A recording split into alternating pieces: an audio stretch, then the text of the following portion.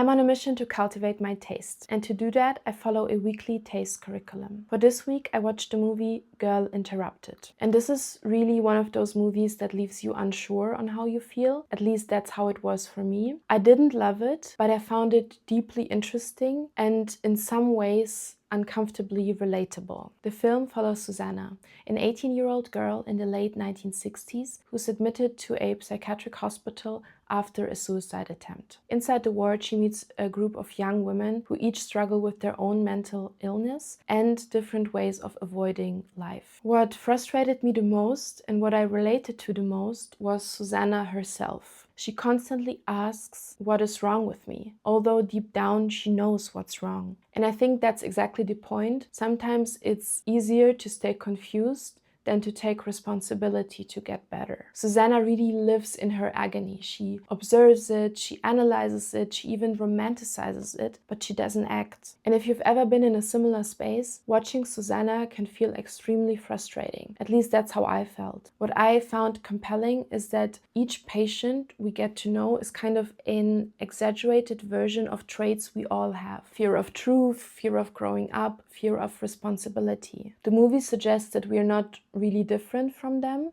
just less extreme. And that raises the question of who is really normal. Stylistically, the movie mirrors Susanna's mental state. The switching between her memories and the present state,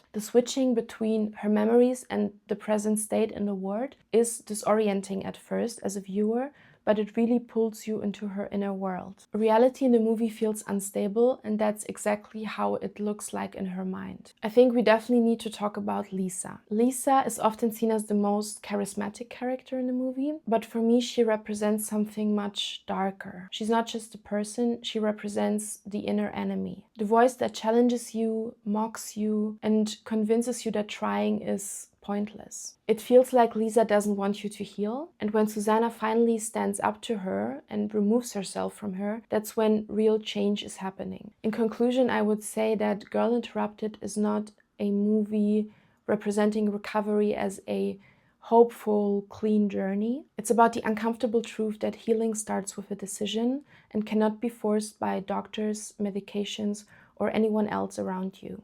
And maybe that's why the movie feels so unsettling, because it quietly asks, if you're suffering, what part of you is still choosing to stay there?